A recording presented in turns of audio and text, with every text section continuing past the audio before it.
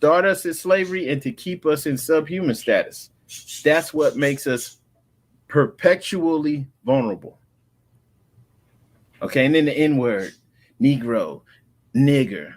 This is the nigger right here, the troglodyte nigger. This is a scientific term. This is not like some racial term. This is a scientific term referring to a chimpanzee type creature that walked upright. The troglodyte nigger. Okay, and the troglodyte is the caveman. So that has nothing to do with us. Our ancestry doesn't come from cavemen, right? So this status that was placed on our people has nothing to do with us. I know some people love the word nigger. They want to hang on to it. Don't want to let it go. But the troglodyte nigger is a chimpanzee, right? It's a monkey. So we went through a whole process to get Hashtag rethinking history lies. Hashtag ApeMan remix history. Hashtag correcting history one page at a time. Hashtag ancient. Hashtag America. Hashtag Amerioco. Hashtag Amerioca. Hashtag Maraca. Hashtag Morica. Hashtag America. One of history's greatest ever scientific hoaxes ever told. See the first true reconstruction of Piltdown Man. By Ben Taub. The Piltdown Man was not what it seemed. Image credit, Cicero Moraes et al. Thanks to one of the most successful scientific hoaxes of all time, paleontologists spent the first half of the 20th century believing in the existence of an ancient hominid known as the Piltdown Man.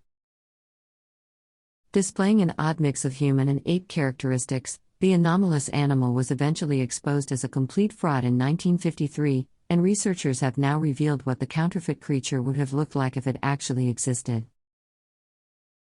The Piltdown Man was the work of lawyer and amateur geologist Charles Dawson, who contacted London's Natural History Museum in 1912 with what he claimed was evidence of a missing link in the evolutionary sequence between apes and humans. Presenting a series of skull, jaw, and tooth fragments he claimed to have unearthed in Piltdown, southeast England, Dawson convinced the museum's geology curator Arthur Smith Woodward that his discovery was genuine. Based on the color of the remains, Woodward concluded that they had been mineralizing for around 500,000 years.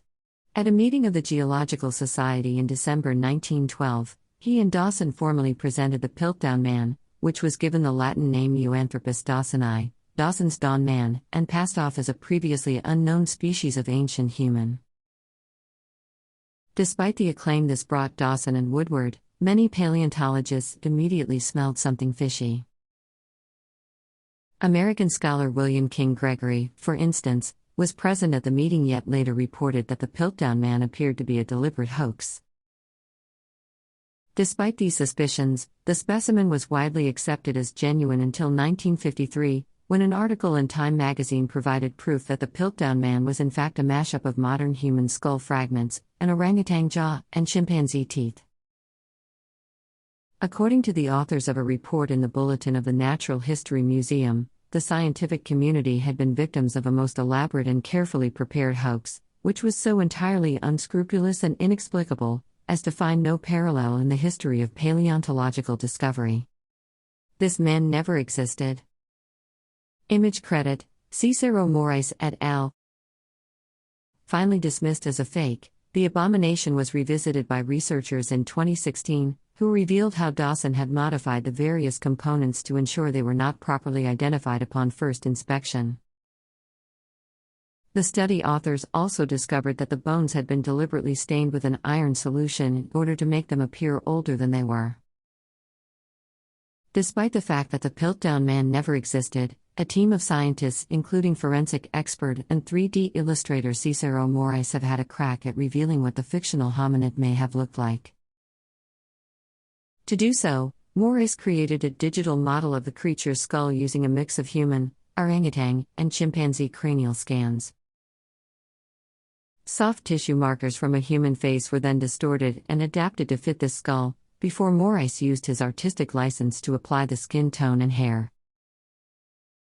The result is the first true facial reconstruction of a 500,000-year-old species of ape man that never was.